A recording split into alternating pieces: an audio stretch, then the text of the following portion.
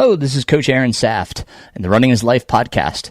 Today, I thought it might be helpful if I ran through how to set up your hydration and nutrition plan based on using the resource Ultra Pacer. Now, I've done an episode with Danny at Ultra Pacer, and he goes through an extensive kind of video module on my YouTube channel of how to use Ultra Pacer and the ins and outs and intricacies of Ultra Pacer. I'm going to just kind of show you the basic of uploading a course and then putting in your waypoints and then using your plan to look at your pacing to determine how much nutrition and how much hydration do you need between aid stations. Okay, so this one is a great one to hop over to YouTube. I am posting the video on YouTube so that you can have that as a resource and see as I go through. This is definitely more of a visual podcast than it is an audio, if that's possible. But yeah, hop on over to my YouTube channel so you can see it if you're interested in learning more about how to do so for yourself. As I express in the video, Danny is a fantastic resource to help you through this. I will also post my link from the podcast and YouTube video with Danny on making this your own Ultra Pacer plan. So you'll have multiple resources with this, but yeah, hop on over to YouTube, watch the video for this one. The audio of this one, it's descriptive, but there's a lot that's more helpful to watch. And since this is sending you over to YouTube, just kind of a few things that are going on here. I won't have a conclusion after the audio portion of the video, but things here. First, I want to wish everybody a very happy new year. I hope you had a great holidays. You were able to do some really cool things. Welcome to 2024. May it be very fruitful for you. I hope that it finds you in good health, that you stay in good health, that you continue to go after your goals, seek those goals, and really, achieve those goals.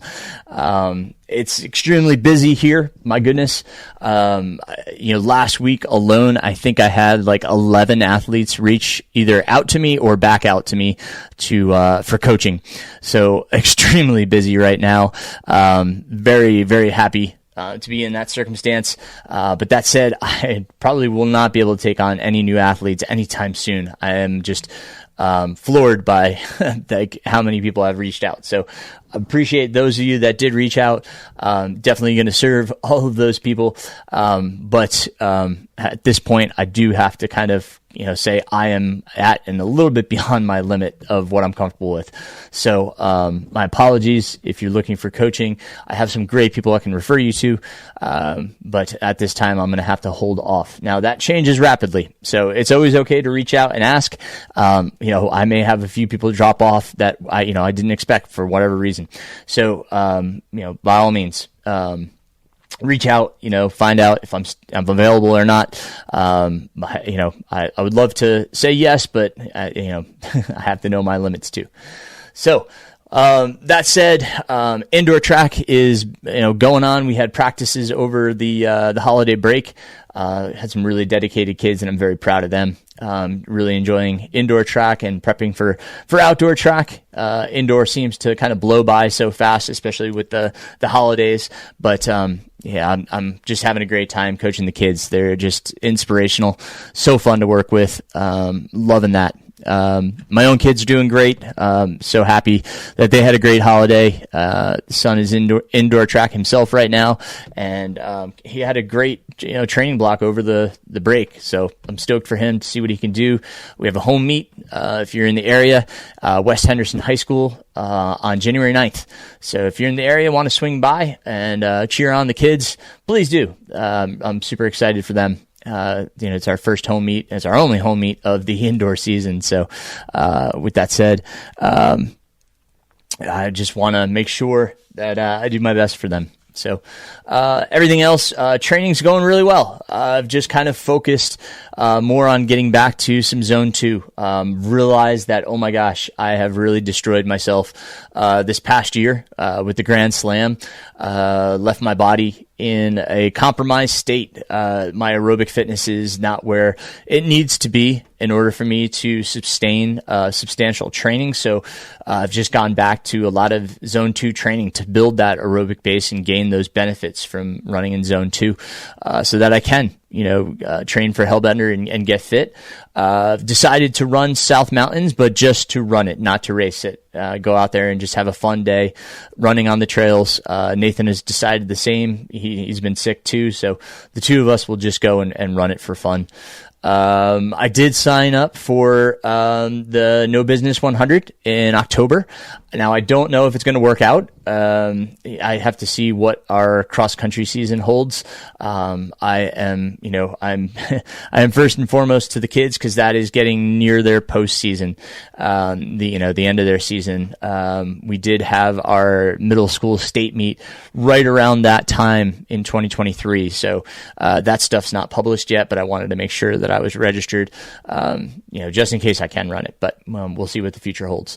Also in the lotteries for the High Lonesome 100 and the the Cascade, the Cascade Crest 100 out in Washington.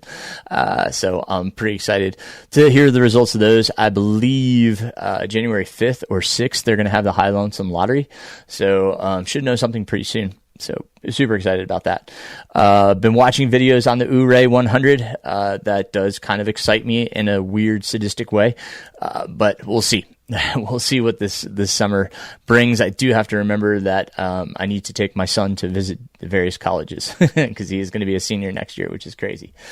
Other than that, though, I'm just in a good state right now. I'm feeling good running.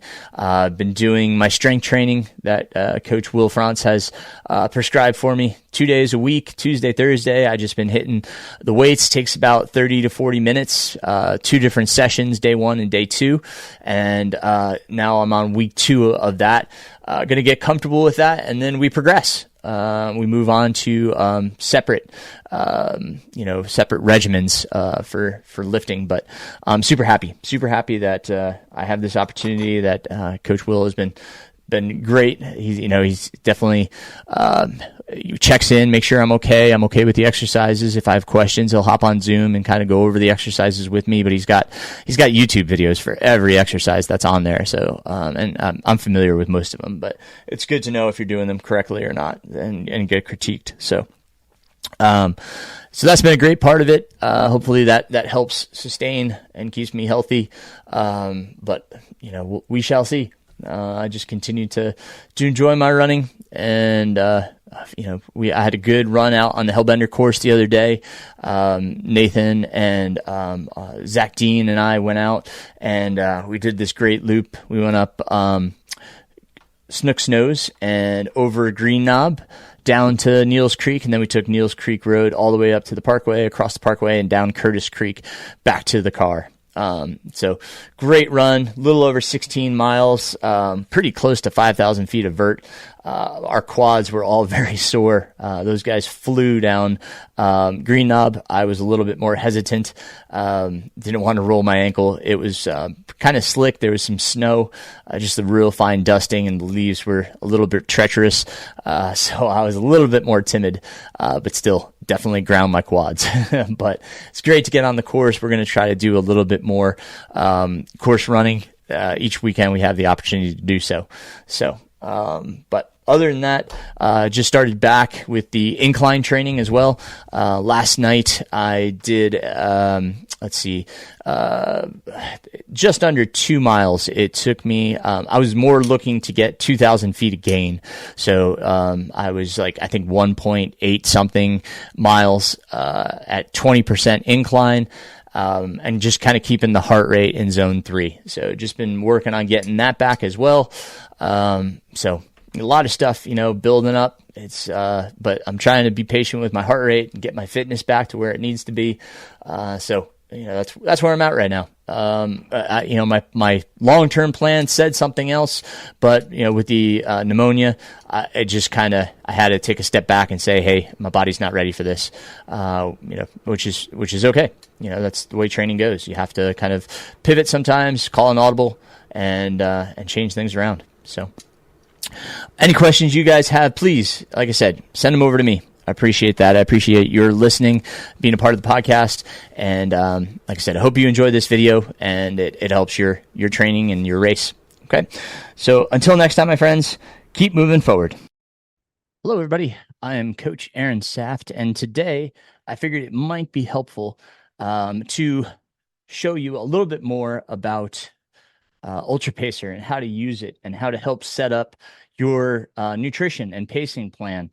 Now, you can go back in my previous video. Danny, the founder of Ultra Pacer, and I did a podcast episode and a YouTube video together, and he does a great job of going over, in depth this. But I'm going to show you how to use it to kind of set up your nutrition plan as well as your pacing plan. Okay, I've already done quite a few steps, but I'm going to go through from the beginning and kind of just show you. I'm going to use the Hellbender 100 as the course that we're going to go through. And I'm going to do a few things, and then I'll kind of go over to my plan and kind of show you how, we set up the rest of it. Okay, so I hope this is helpful. If there's any piece of this that you don't understand or want more information about, or if you're having a hard time finding, a course or something, you can always reach out to Danny at Ultra Pacer. He's amazing, a great resource. I do recommend subscribing to Ultra Pacer. If you plan on using it, you're supporting Danny and his efforts to make that website what it is. So do subscribe. The paid subscription, it helps Danny to keep this going, and it's a fantastic resource. So please support him in his endeavor. Okay, so the page I have up is obviously the Hellbender page. I went to the course map page, okay? And there's two things here that I'm going to want. I'm going to want the course, of course, and then I'm going to want the aid station distances, because I'm going to have to plug in those in Ultra Pacer as waypoints, and I'll show you how to do that. So the first thing I did was I clicked on Open in Cal Topo. So I clicked this link, and that brought up this tab. Okay, then I'm going to want to export. You can see here in the left-hand corner where my cursor is, export. When I click on export, it brings up, yours is going to probably have a different drop file. I already had it brought up in GPX, but in this drop menu, find GPX. That's what you want. You want it in GPX file. Okay, so make sure that is clicked here in this first drop box. Okay, all the other stuff is okay, just as it is. You're going to hit export. And then it's going to ask you, where do you want to save it? I'm just going to put it in my downloads as Hellbender 100. Okay, so now that's in there. Okay, I have my course saved. Then I'm going to go over to Ultra Pacer. Okay, it's my third tab here. Now, as I said, I already started working on a 23-hour, 30-minute plan. Now, what we can do is we can say new course. Okay, so if you don't have Hellbender in there, and you can actually search this under races and courses. I have uploaded Hellbender to Ultra Pacer, so you can probably search it and skip this if you're doing Hellbender. If you don't see your course in Ultra Pacer, then you're going to have to upload the GPX file just as I've done. Okay, so again, search his database first, see if it's already uploaded, and make sure you note what year it's from and if the course has changed in that time. Okay, want the most current one that you can. And this is easy enough to change. You can swap this out and make a new plan. Takes a little bit of legwork, but not bad at all. So if I say new course and I click on this green tab, new course, okay, it's asking me to select the GPX file. So when I search it, I'm going to go back to my downloads. Here's Hellbender 100, the GPX, and I'm going to click OK. Then it uploads that. Now, I'm going to put in my B time here. So I'll say Hellbender 127-hour plan. Okay. So I do recommend doing this for your different time goals, right?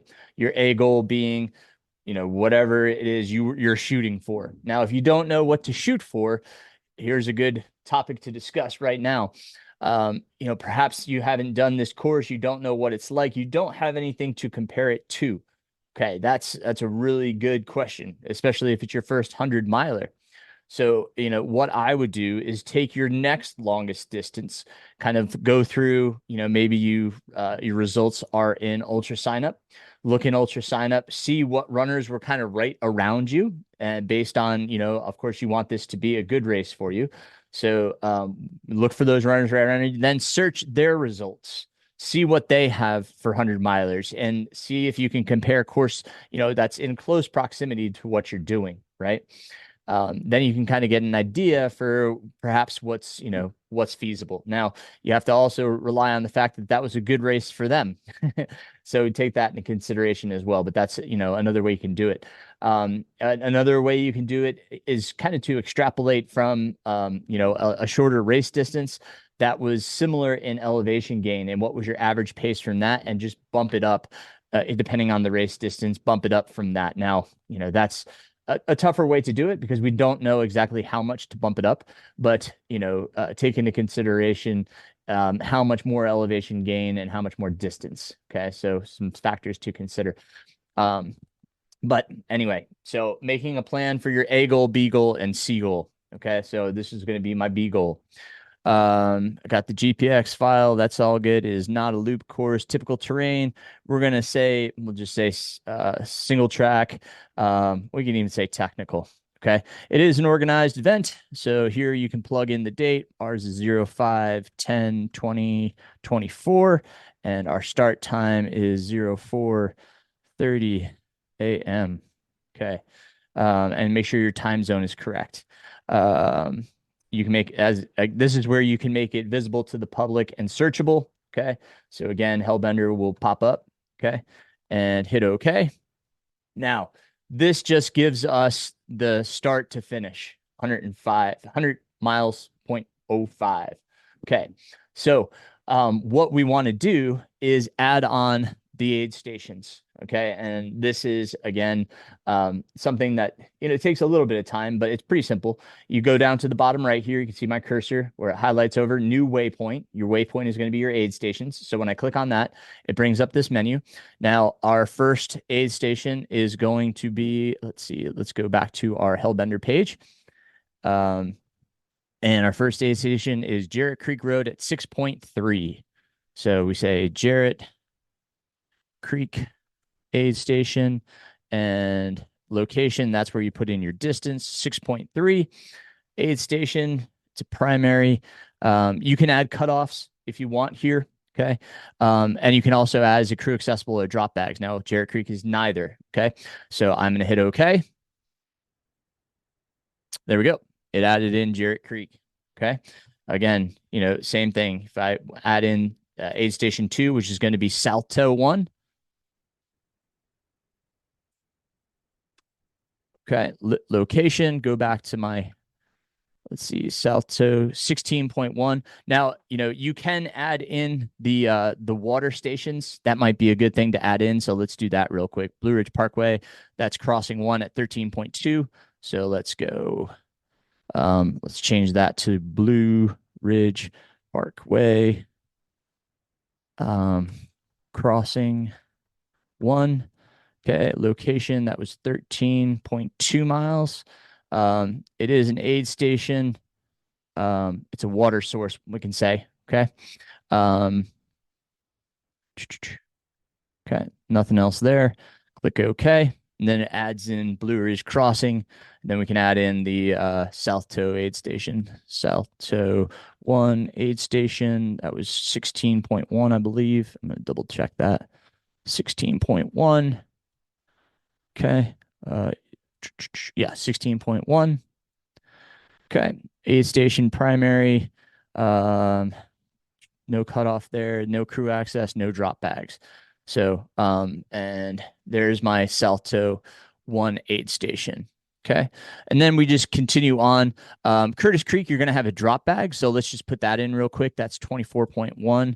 So if I do Curtis Creek aid station, this is going to be the first time through. So you can note that if you want.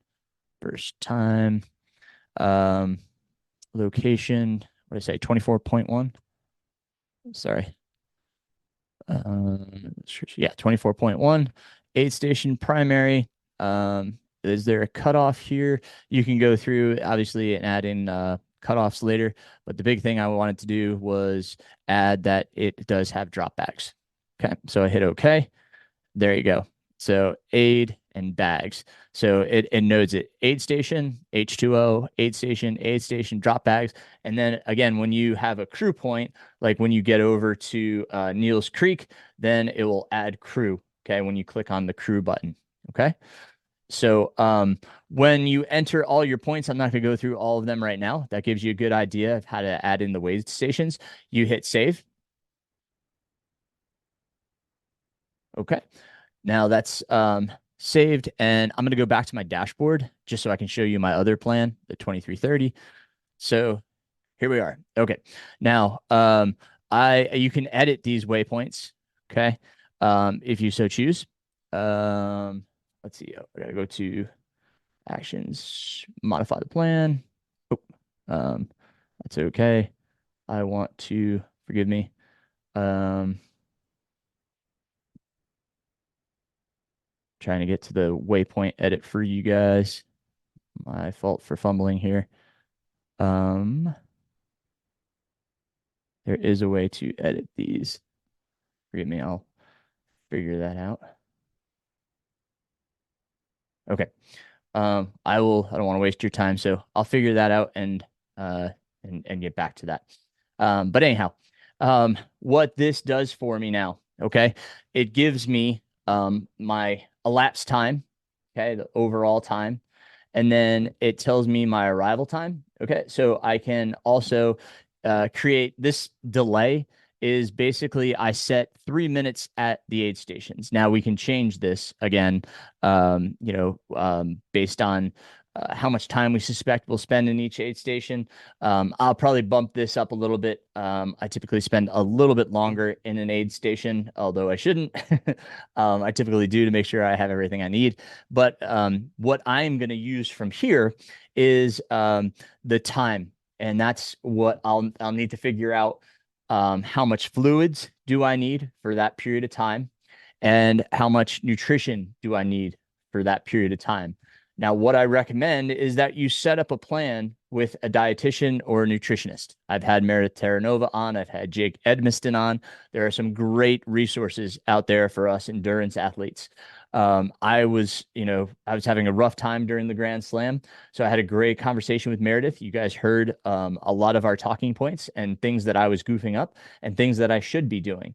Now, what we resolved to do was to do a 17 fluid ounce flask with 150 calories, somewhere between 150 and 200 calories per flask, and drink one of those every 90 minutes. And also, if it's hot, have a 17 ounce flask of water. So, my front loaded pack, one is going to be calories and electrolytes, the other is going to be water. And if it's really hot and I'm sweating really hard, I will supplement my electrolytes. And that's something Meredith and I plan on talking as it gets warmer. Okay. Now that's every 90 minutes, one 17-ounce flask of whatever I so choose. Scratch, the high carb drink, Morton, Tailwind, whatever it may be. Okay, that's the one flask. And then in my pack, based on the amount of time that we have, okay, between aid stations, I can determine how many flasks am I going to need in that time period. So, a section that's going to take me, 2 hours, I'm probably going to bring two flasks with me, right? Two calorie flasks with me, one water flask with me, and then I'll have a filtration flask that I can, fill up with water and, use that if I so need more water, or if I need more electrolytes, I can also carry a separate packet. But this allows me to prep and determine based on every 90 minutes how many flasks am I going to need. The other piece of this is we're going to do 100 calorie 100 to 125 calorie packet of calories, be it gel, be it, whatever, choose, every hour. Okay. So, I'll be doing a flask every hour and a half, and I'll be doing a gel or whatever it may be every hour. Okay. So I get to plan out, well, how many do I need? Okay. So, what I do and what I suggest is that anywhere there is a drop bag, so anywhere it says bags, is that you prep to have an extra supply of whatever you need just in case the crew can't get there for whatever reason. That way you're not stressed, right? If the crew can't get up to an aid station for whatever reason, your drop bag is there and you can grab whatever you need so that you can continue without having to worry about the crew getting there to resupply you and your race getting goofed up. Okay. So double duty here. You're giving the crew what you need and suspect. I usually put my stuff in a Ziploc bag for the crew and label it and say, like, for instance, at Neal's Creek, right? When we get down to Neal's Creek aid station, that's the first time I'll see my crew. So I'm going to give them a bag of things I suspect that I'll need at that point, but I'm also going to have a drop bag there just in case. Now we hit Neal's twice. So that drop bag is going to serve double duty, right? I'm going to have both times in there. Okay. I just went on Amazon and I purchased some waterproof bags. They roll up the duffels. So Amazon had a really good special right now, and I think I got 4 20-ounce and 2 40-ounce. Now 40-ounce would be something that I'd probably put my shoes in if I had an extra pair of shoes that I wanted to worry about. But the dry bags. I'm sorry, that's what I was trying to express was the dry bags. So I got some dry bags. That's what I'm going to use at Hellbender. They're a bright green, easy to see, easy to label. If it rains, I don't have to worry about them being out. That my stuff won't get wet because they're in a dry bag. So real good thing to use. I've used Ziplocs, the Ziploc storage bags, a large Ziploc storage bag. They're getting harder to find now. You can probably still find them on Amazon, but those serve really well. Orange Mud has those orange drop bags that are the same premise. They're just a huge Ziploc bag that you can throw your stuff in and label. But absolutely, use something that's going to be waterproofing just in case, your stuff's out in the rain. That way your gear is not wet. Okay. Very good. So again, I'm going to go through, start to Jarrett Creek, right? How much am I going to need there? Now it's not just start to Jarrett Creek, because Jarrett Creek, the only thing I'm going to get there is maybe a snack and a resupply of water, right? So I can, carry less if I, want to save some weight. But most likely I'm not going to take the time there to want to fill bottles. I'm just going to want to keep moving. So I'm going to prep myself all the way to Curtis Creek. What am I going to need so far as getting to Curtis Creek? Now that's about 5 hours, right? So elapsed time, if I look, is about 5 hours, give or take, right? So, and this is on my A plan. So you got to prep, with your C plan in mind, knowing that you might be going slower, okay? Especially in that back half.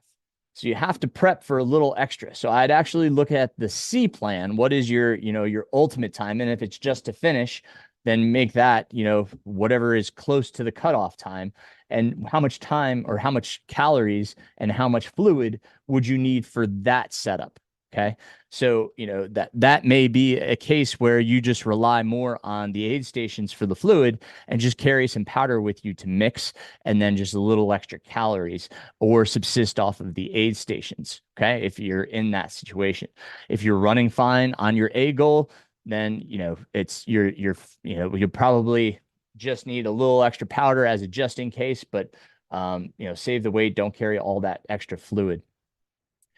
Okay. But, again, look at how far it is until your resupply point. And my first drop bag will be at Curtis Creek, about 5 hours. So I probably want to carry 3 flasks of calories with me. It's about 5 hours. So probably 5 gels will suffice for this goal. Okay. So, and that's how I would look at it. And I set up a spreadsheet. So in my Google Docs, I use an Excel spreadsheet that I can share with my crew and say, here's my plan. Here's what I'm thinking, and then based on this time, okay, so with a 4:30 start, I'm looking right around Neal's Creek Aid Station is probably where I'm going to want something substantial. It falls right around noon. That's my typical lunch hour. So my body and circadian rhythm, I want to have probably something more so here. So I would express to my crew, I'm going to want, a hot meal at this point here. Okay. Same thing again when I get to around 7:25. That's, well, I guess we'll look at A15 because these two here, Buncombe Horse Trail and Buncombe Horse Trail at South Toe, they're going to have limited aid. Okay. They're pretty light aid. But Neal's Creek, again, hitting that, that's going to be a huge meal for me. I'm going to want to consume a lot of calories. So I'm going to let my crew know here when I get into this point, definitely, please, and I can text ahead, hopefully they have good cell phone reception, to know, please have this ready for me. I'm hungry and I want this. Okay. Or subsisting off of whatever the aid station has. But my crew is really good about cooking some good food for me. So, with that said, all right. Let's get back to editing the waypoints. Okay. So let's see if we can figure that out real quick. No, you can do it. Just got to figure it out. So bear with me as we work through this together. Here's where you can change the aid station delay. Okay. So if I want to increase that, Jarrett Creek, I'm not going to increase that one. But if I go to, let's say, like Neal's Creek here, right? Like I said, I want to have some lunch here. So this one, I may say, increase this to, let's just say 10 minutes. Okay. Now that's going to rearrange the whole um, chart, right? My pacing chart, because I still want to finish at 23 hours. So it's going to have to make up for that somewhere. So you're going to have to be a little faster at some point. Okay. So I don't want to change too much. I don't want to waste too much time in aid stations. Okay. But you can, plan for those delays. You can also make notes here, right? Because you can share this plan with your pacers. When you hit actions, you can say share plan. Okay.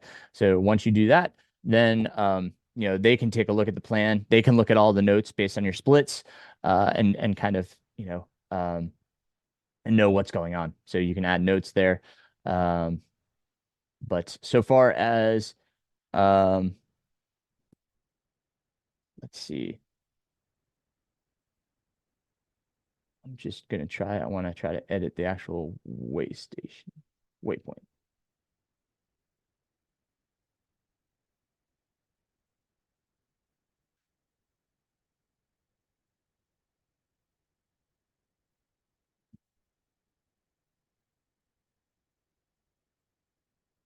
There we go. All right, there it is. Okay. So when I hit actions and I hit modify course, okay, so I clicked on modified course, it brought me to this screen, and now I can edit the way stations. So this one, I'm going to change from aid station to water source, for instance, and hit OK. Okay, so then it goes to water source. Here's another one. So I can edit that and change this to, um, excuse me, I can change it to a water source. There it is under type. Okay, so you can go in there and modify it. And again, that was if you click on actions and modify course, then it brings you to this screen, and then you can actually edit all of those um, waypoints that we've been working on. So I'm just changing this one to water source. Okay, but yeah, so then here you can see aid station bags, aid bags. Oh, South Toe. South Toe does not have bags. So I can edit that, change that, and hit OK. Make that aid bags, H2O, Neal's Creek here, aid crew bags. Yeah, so you can go in there and edit however you need. And then you're going to hit save to make sure you get those in there, and you're all set. Okay. So again, that's how I use Ultra Pacer. That's how I like my athletes to use Ultra Pacer, is kind of going through and making sure they know what to expect between aid stations. Again, set up 3 different plans. This is my 2330 plan. Then I started a 27-hour plan, and then I'll most likely have a 32-hour plan. Okay. And then use your 32-hour plan or your latest plan, whatever yours is, as your plan to help you set up how much hydration and nutrition you need. Again, this is a good thing to go over with a dietitian or a nutritionist. You can, have a Zoom call with them and say, here's my plan. What do you think? Can you go through it with a fine comb? of course, there's going to be a fee associated, but I think it's well worth it, to have the best plan possible, making sure that you're getting enough, right? Enough calories, and not too much, that you're getting enough fluids, that you're getting enough electrolytes, that you're getting enough calories. This is a good thing to go through with somebody. And then you can have this whole thing with your crew and your pacers, right? You can have a Zoom call and kind of go through your revised plan with those people. Okay. So, use it as a great tool. Again, support Danny at Ultra Pacer. It's not that much. It doesn't cost much to subscribe for a year. And he does a tremendous job of responding to you, making changes, updating this program. It's so great. It's based on the elevation profile because the GPX file uploads, that, and then you can make the attributes like, is it single track? Is it technical, right? So you can change all of that stuff, which is fantastic. So, please support Danny. I hope this helps you. I hope you can use this and really set yourself up for success. As I said, Danny's the first resource because this is his program. But if you have questions for me, don't hesitate to reach out. You can leave a comment on YouTube. You can reach out to me, through the website, runningislife.run. You can email me, social media, Strava, whatever works best for you. I appreciate you guys watching. Again, hope this was helpful. And, again, appreciate you guys watching.